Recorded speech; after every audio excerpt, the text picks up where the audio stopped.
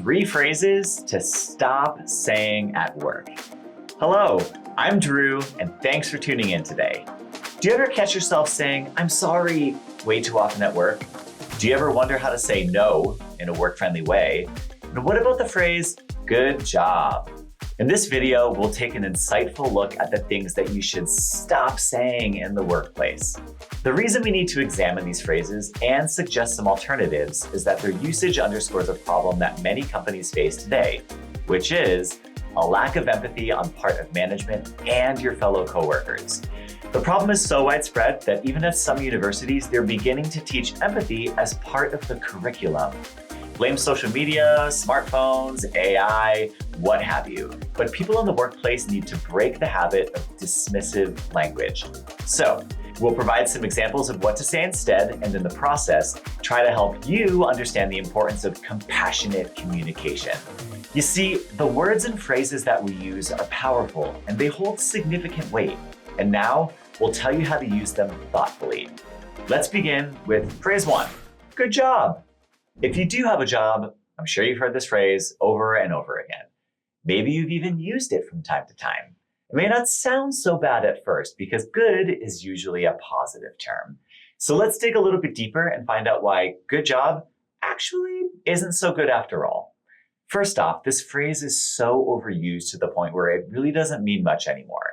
While it is a quick way for your boss or your coworkers to acknowledge your good work, it doesn't really provide much context as to what you did well.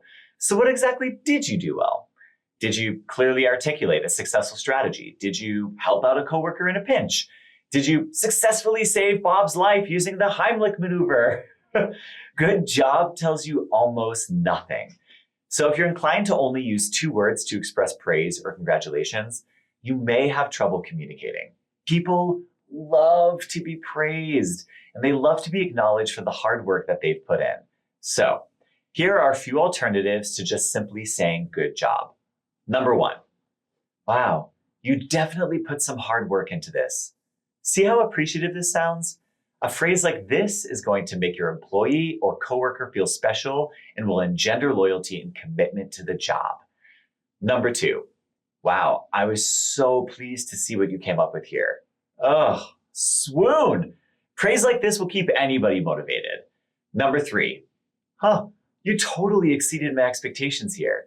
This kind of compliment not only makes an employee feel good, it also raises the bar on what you expect from him or her. For more tips on how to communicate in the workplace, be sure to check out this video right up here. And now that we've addressed why we shouldn't just say good job, let's take a look at another phrase that we should probably stop saying at the workplace. But before we move on, go ahead and give this video a big thumbs up, subscribe to our channel, and hit that notification bell down below. Phrase 2, no. No other word in the English language can match the word no. It's ingrained in our collective DNA. We reflexively use no so much because it's one of the first words we've ever heard. We heard it all the time growing up. No, Tommy, you can't play baseball in the house. No, Pablo, you cannot stay up 30 minutes later. No is so prevalent in our lives because it really just cuts right to the chase. It's another case of verbal shorthand, and it's just way too easy to use in our busy workday world.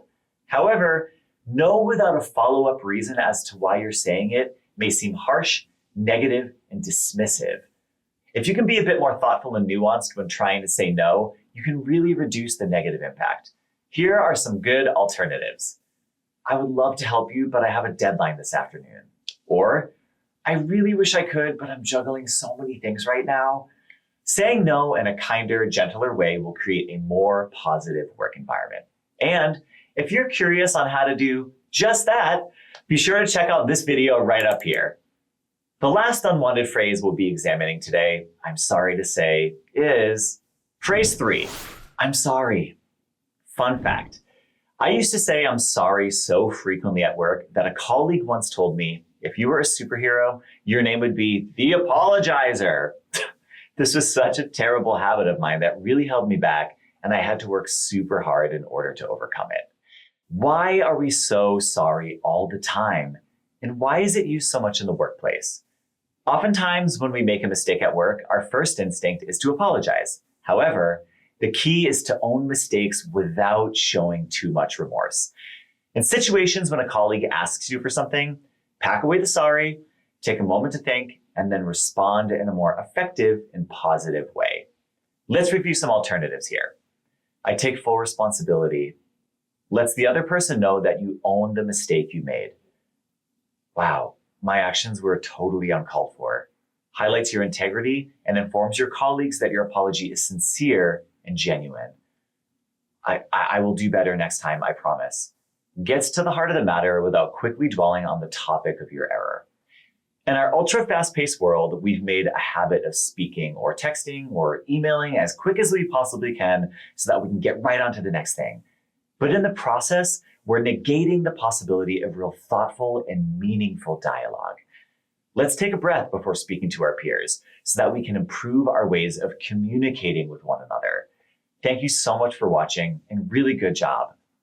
I'm sorry if I took up too much of your time. Just kidding.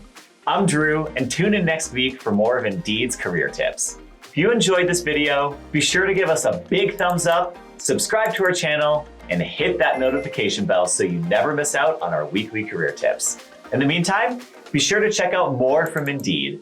Thanks for watching, and we'll see you next time.